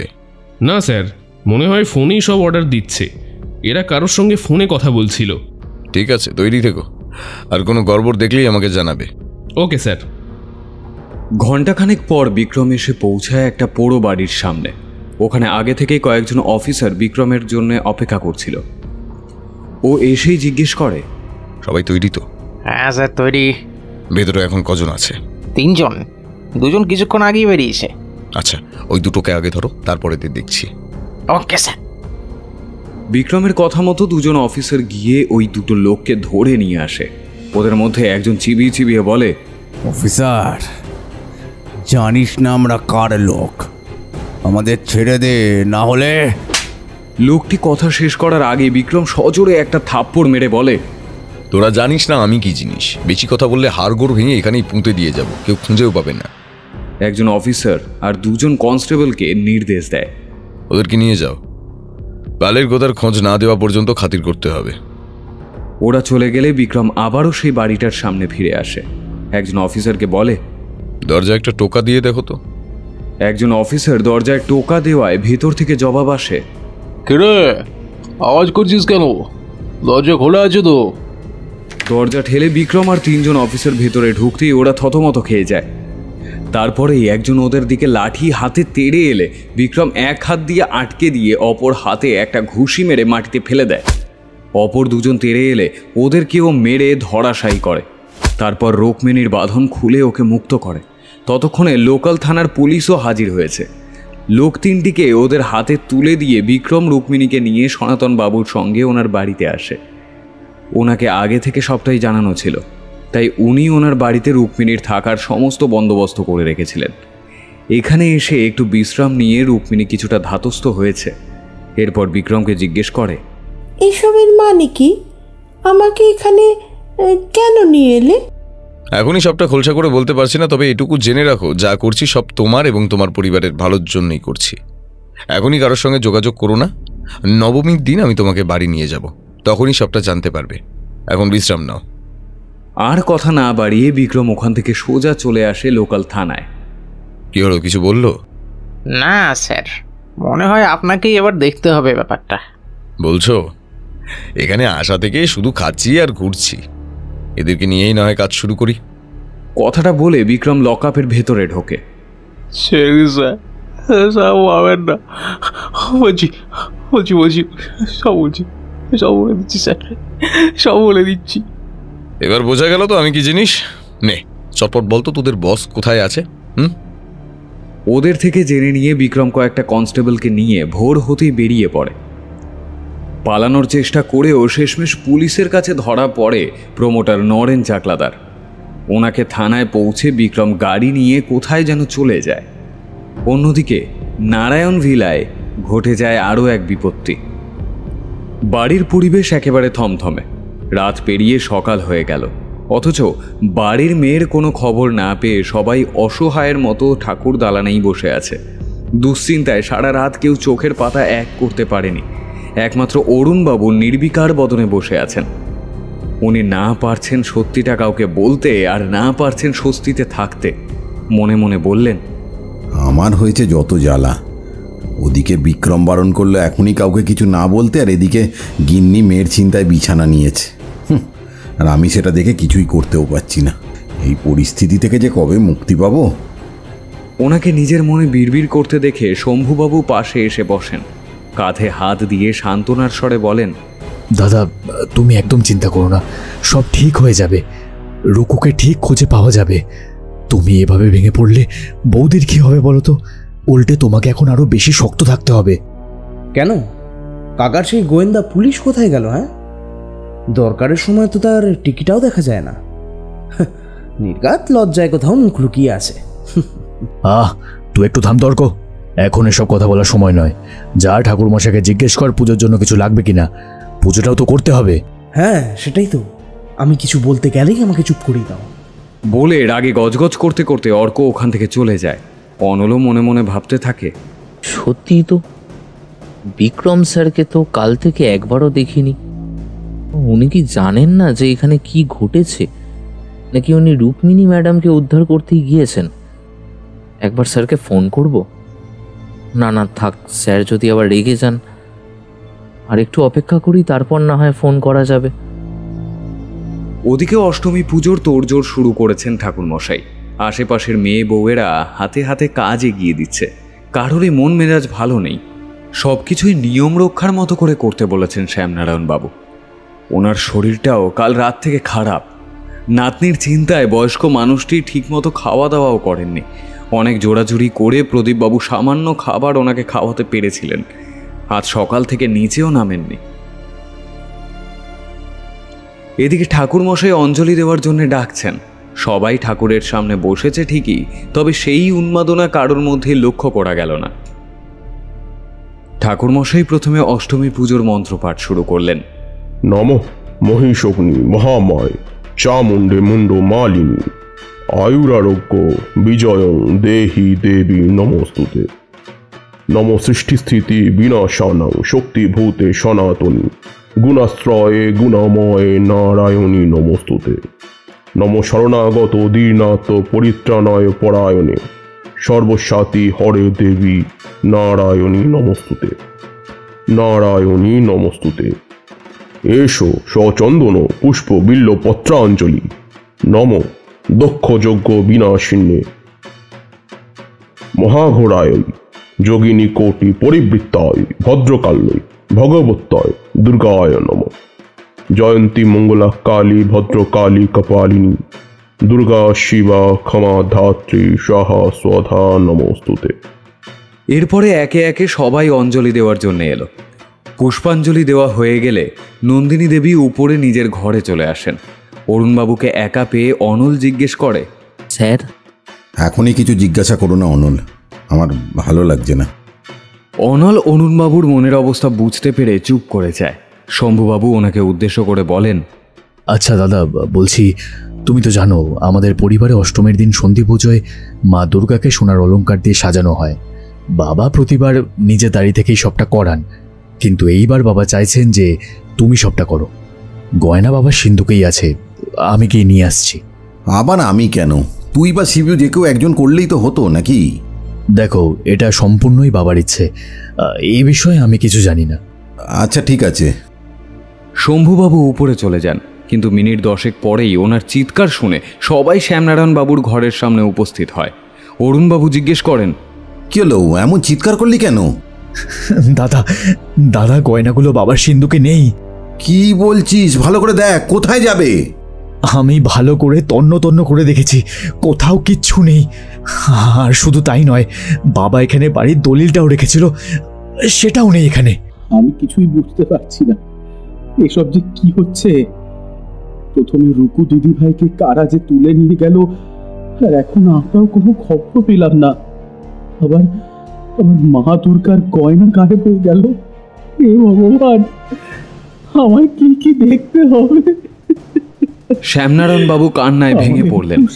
এবার অনল বলে ওঠে, আচ্ছা, আপনাদের কারোর ওপর সন্দেহ হয় যে এরকম কাজ করতে পারে? ওর প্রশ্ন শুনে সবাই এর ওর দিকে তাকালেও মুখে কিছু বলে না। সবার মধ্যে একটা চাপা টেনশন আর চিন্তা দুটোই দেখা যায়। দেখতে দেখতে রাত পার হয়ে যায়। নবমীর সকাল এসে উপস্থিত হয়, কিন্তু এখনো পর্যন্ত রুক্মিণী বাড়িতে ফিরে এলো না। না ঠাকুরের গয়নার কোনো হদিশ পাওয়া গেল। এইসবই বসে বসে ভাবছিলেন অরুণবাবু, তখনই বিক্রম বাড়িতে প্রবেশ করে। সঙ্গে কয়েকজন পুলিশ আর কনস্টেবলও আসে। ও এসে অরুণবাবুর কানে কানে কিছু একটা বলে। উনি সঙ্গে সঙ্গে সবাইকে নিচে আসতে বলেন। শ্যামনারায়ণ বাবু নিচে নেমে আসেন। রুক্মিণীকে দেখে নন্দিনী দেবী ছুটে এসে ওকে জড়িয়ে ধরেন। বাড়ির বাকি সবার মুখেও হাসি ফুটে ওঠে, কিন্তু কয়েকজন রয়েছে যারা সামনে খুশি হলেও মনে মনে একটুও খুশি হয়নি। বিক্রম সবার মুখের অভিব্যক্তি মন দিয়ে লক্ষ্য করছিল। বিক্রম সবার সাথে থাকা পুলিশ আর কনস্টেবলদের বলে, তোমরা বাইরে অপেক্ষা করো, আমি ডাকলে তবে ভেতরে আসবে। সবাই ওর আদেশ মতো বাইরে চলে যায়। বিক্রম মনে মনে ঠিক করে নেয় কোথা থেকে সবটা শুরু করবে। ওখানে উপস্থিত সবাই আসল ঘটনাটা জানার জন্য অধীর আগ্রহে অপেক্ষা করতে থাকে। বিক্রম সবাইকে একবার দেখে নিয়ে বলতে শুরু করে, আপনাদের একটা গল্প শোনাই। আজ থেকে প্রায় 25 বছর আগের ঘটনা। এই গ্রামের একটি ছেলে পাশের গ্রামের একটি মেয়েকে বিয়ের প্রস্তাব দেয়, কিন্তু মেয়েটি অন্য একজনকে ভালোবাসত। তাই সে ওই ছেলেটির প্রস্তাব ফিরিয়ে দেয়। একটি সাধারণ ঘরের মেয়ে তার প্রস্তাব ফিরিয়ে দিয়েছে দেখে রাগে অপমানে সে প্রতিশোধ নেওয়ার পরিকল্পনা করে। একদিন রাতে সেই মেয়েটির বাড়ি গিয়ে চড়াও হয়। মেয়েটি তখন তার ভালোবাসার মানুষের সঙ্গে ঘর বাঁধার স্বপ্ন দেখছিল। ঠিক তখনই তার সমস্ত স্বপ্ন ভেঙে চুরমার করে দেয় সেই ছেলেটি। জোর করে তার সম্মানহানি করে। নিজের প্রেয়সীকে বাঁচানোর জন্য আপ্রাণ চেষ্টা করে সেই প্রেমিক, কিন্তু সে ব্যর্থ হয়। মেয়েটি নিজের এই অবস্থা মেনে নিতে না পেরে আত্মহত্যা করে। এই পর্যন্ত গল্প ঠিক ছিল, কিন্তু যে মুহূর্তে ছেলেটির বাবা নিজের ছেলের এই কুকর্মের কথা জানতে পারলেন, সেই মুহূর্তে তাকে বাড়ি থেকে তাড়িয়ে দিলেন। তার সঙ্গে সমস্ত সম্পর্ক ছিন্ন করে দিলেন। সেদিনের পর সেই ছেলেটি এবং ওই মেয়েটির প্রেমিক দুজনেই কোথায় যেন হারিয়ে গেল। তাদের খোঁজও পাওয়া গেল না, আর কোনোদিন পাওয়াও যাবে না। কারণ আমি খোঁজ নিয়ে দেখেছি সেদিন ওনারা যে ট্রেনে করে কলকাতায় যাচ্ছিলেন সেটা লাইনচ্যুত হয়ে দুর্ঘটনার কবলে পড়ে এবং তাতে অনেক মানুষের মৃত্যু হয়, আর সেই তালিকায় ওনারাও ছিলেন। অন্যদিকে মেয়েটির পরিবার বলতে কেউ ছিল না, তাই তার হয়ে কেউ ন্যায় বিচারও চায়নি। পুরো বিষয়টাই চাপা পড়ে যায়। আবার সবকিছু আগের মতোই চলতে থাকে। কিন্তু এমন একজন ছিল যার মনের মধ্যে প্রতিশোধের আগুন এখনো জ্বলছে। সে মেয়েটির মামাতো ভাই। কি হরি কাকা, আমি ঠিক বলছি তো? কথাটা শুনে ওখানে উপস্থিত সবাই হরির দিকে তাকালো। অরুণবাবু বলে উঠলেন, তুমি কি বলতে চাইছো একটু পরিষ্কার করে বলো তো, আর তার সঙ্গে আমার মেয়ের অপহরণের কি সম্পর্ক? বলছি স্যার, সে ছেলেটি আর কেউ নয়, আপনার কর্তুত ভাই মহাদেব। আর মেয়েটি হলো পাশের গ্রামের কঙ্কনা। আর কঙ্কনার প্রেমিককে আপনি চেনেন স্যার, আপনার একসময়ের বন্ধু দেবাশিস। ও মাই গড, এসব তুমি কি বলছো বিক্রম? দেবা? হ্যাঁ দেবা, আমি তো ওকে ওই নামেই ডাকতাম। আমার মনে আছে আমি কলকাতায় যাওয়ার আগে ও বলেছিল ও একটা মেয়েকে ভালোবাসে, কিন্তু কাকে তো সেটা আমি জানতাম না। ওর সাথে এত কিছু হয়েছে আর আমি জানতেই পারিনি। এখনো অনেক কিছু জানা বাকি আছে স্যার। কল্পনার আরও একটি পরিচয় আছে, হরিকাকার ভাগ্নি আর বিশুর পিস্তুত বোন। তার মানে এই সব কিছুর পিছনে বিশু রয়েছে? শুধু ও একা নয়, হরিকাকাও সমান অপরাধী। ওই ধাঁধাগুলো উনি শ্যামনারায়ণবাবুর ঘরে রেখে দিতেন। আর আপনাকে পাঠানো দ্বিতীয় চিঠিটাও ওনার কথা মতো বিশু কলকাতায় গিয়ে আপনার লেটার বক্সে ফেলেছিল। ওই কয়েকদিন ধরে আপনার বাড়ির সামনে নজর রাখছিল। কথাটা শুনে বিশু চিৎকার করে বলে ওঠে, এই সব মিথ্যে, সব মিথ্যে, সব সাজানো। আমি এরকম কিচ্ছু করিনি, কিচ্ছু না। চুপ, একদম চুপ। বেশি বাড়াবাড়ি করলে এখানেই 3rd ডিগ্রি দেব। তোর বিরুদ্ধে সব প্রমাণ পুলিশের কাছে আছে। এবার বল, রুক্মিণীকে কেন অপহরণ করেছিলি? বিশু সুযোগ বুঝে পালাতে চেষ্টা করলে বিক্রম ওকে ধরে ফেলে, ঠাস করে একটা চড় মেরে বলে, আরও কিছু দেবো নাকি এবার বলা শুরু করবি? বিক্রমের মার খেয়ে বিশু গালে হাত দিয়ে মাটিতে বসে পড়ে, কাঁদো কাঁদো গলায় বলতে শুরু করে, বেশ করেছি, বেশ করেছি। আমার দিদি কতটা কষ্ট পেয়েছিল সেটা এদেরকে আমি বোঝাতে চেয়েছিলাম। এরা ভাবে টাকা দিয়ে সব করা যায়। আমাদের মতো গরিবের দুঃখ, কষ্ট, অপমান সব এরা টাকা দিয়ে কিনতে চায়, সব টাকা দিয়ে কিনতে চায়, গরম টাকা এদের। তাই এদের দেখাতে চেয়েছিলাম যে নিজের বাড়ির মেয়ের অপমান হলে কেমন লাগে, দেখাতে চেয়েছিলাম আমি। এতটা বলে বিশু উঠে দাঁড়ায়। তারপর শ্যামনারায়ণ বাবুর দিকে তাকিয়ে আঙুল তুলে বলে,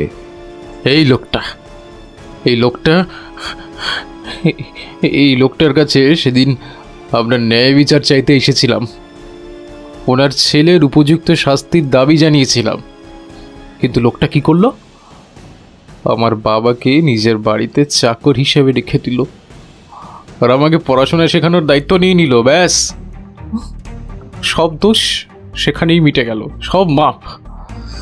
আচ্ছা, আপনি তো পুলিশ, পৃথিবীতে সব ধর্ষকের শাস্তির বদলে যদি ওই অসহায় মেয়েটির পরিবারের দায়িত্ব নেওয়া বা তাদের টাকা দেওয়া, এইটাকেই কি ন্যায় বিচার বলে? তাহলে আপনাদের দরকার কিসের জন্য? বড় লোকেদের টাকায় নিজের আলমারিটা ভর্তি করার জন্য? হ্যাঁ, কি হলো বলুন? বলুন, চুপ করে আছেন কেন? বলুন।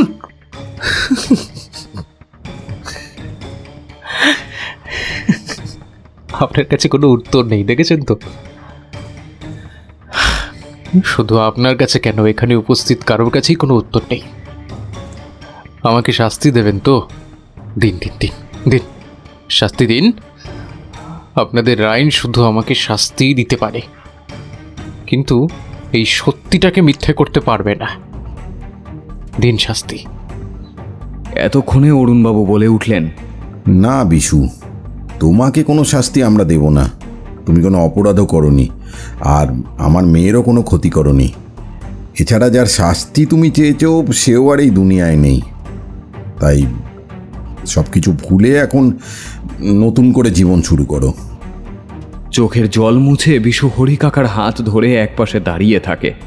এবার শম্ভুবাবু জিজ্ঞেস করলেন, আচ্ছা, সবই তো হলো, কিন্তু মা দুর্গার গয়নাগুলো তাহলে কে চুরি করলো? একটু অপেক্ষা করুন শম্ভুবাবু, এটারও উত্তর পেয়ে যাবেন। কিন্তু বিক্রম, তুমি কি করে জানলে যে রুকুকে ওরা কোথায় রেখেছে? স্যার, আপনাকে আমি আগেই বলেছিলাম, আমি কয়েকজন পুলিশ অফিসারকে সাধারণ পোশাকে ওই বাড়ির উপর নজর রাখতে বলেছি। হ্যাঁ, বলেছিলে। সপ্তমীর দিন সন্ধ্যায় যখন লীলা আর রিমলি এসে জানালো রুক্মিণীকে কারা জোর করে ধরে নিয়ে গেছে, আমি তখনই ওদের খোঁজ নিতে বলি। ওরাই আমাকে সবটা জানায়। রুক্মিণীকে আমি এবং আমার কয়েকজন অফিসার মিলেই সেদিন উদ্ধার করি, আর ওই লোকগুলোকে গ্রেফতার করে লোকাল থানার পুলিশের জিম্মায় রাখা হয়। আসল অপরাধী এসবের কিছুই জানতো না। সেই জন্যই রুক্মিণীকে একদিনের জন্য লোকাল থানার ওসি সনাতন বাবুর বাড়িতে থাকতে বলি। আমি জানতাম যা কিছু ঘটার সেই নবমীর দিনই ঘটবে। সেটা কি করে জানলে? কারণ এই সব কিছুর সূত্রপাত ঘটেছিল এইরকমই এক নবমীর রাতে। তোমার কি আগে থেকেই বিশুর ওপরে সন্দেহ ছিল? হ্যাঁ স্যার, এখানে আসার আগেই আমি বিশু সম্পর্কে অনেক কিছু জানতে পেরেছিলাম। আপনার বাড়িতে নজর রাখা, আপনার লেটার বক্সে চিঠি ফেলা, সবটাই বিশুর কাজ, সেটা আমি জানতাম। তাই জন্যেই তুমি আমাকে খোঁজ নিতে বলেছিলে যে অচেনা কেউ আমার বাড়িতে এসেছে কিনা, তাই তো? হ্যাঁ স্যার, আমি যে সবটা জানি সেটা বিশুও সম্ভবত জানত, আর তাই ও কখনো আমার সামনে সেভাবে আসেনি, যদি আমি চিনতে পেরে যাই সেই ভয়। তবে আমি ওকে শিবনারায়ণ বাবুর সঙ্গে দেখেছিলাম যেদিন আপনার কাকা অসুস্থ হয়ে পড়েছিলেন, সেই দিন। ওর প্রতিশোধের আড়ালে ওকে দিয়ে অন্য একজন নিজের ফায়দা তুলতে চেয়েছিল। কে? প্রমোটার নরেন চাকলাদার। উনি অনেকবার আপনার কাকাকে এই বাড়ি বিক্রির অফার দিয়েছিলেন, কিন্তু প্রতিবারই আপনার কাকা সেটা ফিরিয়ে দেন। তাই উনি অন্য উপায়ে এই বাড়ি দখল করে নিতে চেয়েছিলেন, আর তার জন্যই উনি প্রথমে শিবনারায়ণবাবুকে টাকার লোভ দেখিয়ে দলিল হাতানোর চেষ্টা করেছিলেন। শিবনারায়ণবাবু নিজের বাবাকে রাজি করাতে পারেননি বাড়ি বিক্রির জন্য, তাই নরেশবাবু বিশুকে কাজে লাগান। উনি জানতেন বিশুর প্রতিশোধের ব্যাপারটা। বিশুকে দিয়ে শ্যামনারায়ণবাবুর আলমারির নকল চাবি তৈরি করান। আসল চাবিটা অবশ্যই হরিকাকাকে বিশুই দিয়েছিল। ওনার পক্ষে কাজটা সহজ ছিল, উনি শ্যামনারায়ণবাবুর ঘরে যখন তখন যেতে পারতেন, কেউ সন্দেহও করত না।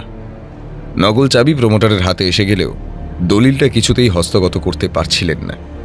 ঠিক তখনই বিশু রুক্মিণীকে অপহরণ করে। এবার মোক্ষম চালটা নরেনবাবু চাললেন। শিবনারায়ণবাবুর ছেলে অর্ককে দিয়ে ঠাকুরের গয়না আর বাড়ির দলিল চুরি করালেন। উনি জানতেন রুক্মিণীকে খুঁজে পেলে পুলিশের তদন্তে বিশুর নাম উঠে আসবে, আর এই সব কিছুর পিছনে বিশু আছে সেটাও ঠিক সামনে আসবে। সেই সঙ্গে গয়না আর দলিল চুরির দায়টাও ওর উপর চাপিয়ে দেওয়া যাবে। এই সুযোগে উনিও বাড়িটা দখল নিতে পারবেন, কারণ আসল দলিল তো ওনার কাছে রয়েছে। এছাড়া নকল দলিল বানানো আর সই নকল করে সম্পত্তি হাতানো তো নরেনবাবুর বহুদিনের পেশা। অর্কবাবু, এরকমই পরিকল্পনা ছিল তো? অর্ক তর্জনী উঠিয়ে কিছু একটা বলতেই যাচ্ছিল, সেই মুহূর্তে দুজন কনস্টেবল নরেন চাকলাদারকে নিয়ে আসে। বিক্রম ওনাকে দেখে বলে, আরে হেই তো আসল নাটের গুরু হাজির। দিন এবার দলিল আর গয়নাগুলো ফেরত দিন, জেলে গিয়ে তো আরো সবের প্রয়োজন পড়বে না। লোকাল থানার ওসি সনাতন বাবু ওনার কাছ থেকে জিনিসগুলো নিয়ে অরিকে হাতে দেয়। বিক্রম জিনিসগুলো হাতে নিয়ে বলে, কি অর্কবাবু, এখনো চুপচাপ দাঁড়িয়ে থাকবেন? উনি যে টাকাটা আপনাকে দিয়েছিল সেটা পুলিশকে দিয়ে দিন, আর নিজের হাতে চুরি করা জিনিসগুলো আপনার দাদুর হাতে এবার তুলে দিন। না, ওগুলো ধরবে না। ওর মতো চোরের সঙ্গে আমার কোনো সম্পর্ক নেই। ওগুলো বরং তুমি আমার হাতে তুলে দাও।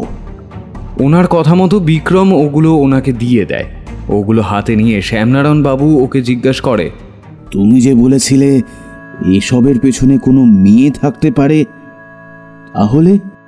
ওটা ইচ্ছে করেই লেখা ছিল, যাতে আমরা কনফিউজড হয়ে যাই।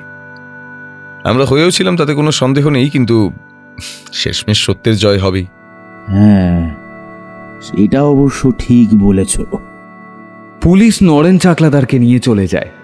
এ বাড়ির কেউই হরিকাকা বা বিশুর বিরুদ্ধে কোনো অভিযোগ করেনি। ওরা নিজেদের গ্রামে ফিরে যায়। অর্কবাবু, শিবনারায়ণ বাবু নিজেদের কাজের জন্য অনুতপ্ত, কিন্তু শ্যামনারায়ণ বাবু ওনাদের ক্ষমা করেননি। আরও একবার সেই পুরনো ইতিহাসের পুনরাবৃত্তি ঘটল। কুকর্মের জন্য এই বাড়ির দুই সদস্যের কাছে এই বাড়ির দরজা চিরকালের জন্য বন্ধ হয়ে গেল। আগামীকাল মায়ের বিদায়। কলকাতায় জরুরি কাজ আসায় আজকেই অরুণবাবু, ওনার পরিবার, অনল, শ্যামলী, রিমলি ওনাদের সবাইকে বিদায় জানিয়ে ট্রেন ধরার জন্যে স্টেশনের পথে রওনা দিলেন। বিক্রম অবশ্য ওনাদের সাথে আসেনি। ও ওখান থেকেই চলে গেছে ওর নতুন গন্তব্যে, নতুন কেসের রহস্য উদ্ঘাটন করতে। গাড়িতে যেতে যেতে বিক্রমের ফোনে একটা মেসেজ আসে, আশা করব তোমার সাথে আবার দেখা হবে। ততদিন সুন্দরগড় অভিযান আর এই বুড়োটাকে কিন্তু মনে রেখো। ক্যাপ্টেন, ভুলে যেও না। আধুনিক জিনিসের ব্যবহারটা তোমার কাছে শিখেই নিলাম। এই পোড়া গ্রামে তো আর বাইরের খবর সেভাবে জানা যায় না। ফোনেই না হয় তোমার পরবর্তী অভিযানের খবর দেখব। ভালো থেকো। মেসেজটা পড়ে ফোনটা পকেটে ঢুকিয়ে রাখে বিক্রম। সিটে গা এলিয়ে দেয়। গাড়িতে তখন হালকা ভলিউমে বেজে চলে বহু পুরনো একটা গান। গ্রাম ছাড়া ওই রাঙা মাটির পথ আমার মন ভুলায় রে। গ্রাম ছাড়া ওই রাঙা মাটির পথ আমার মন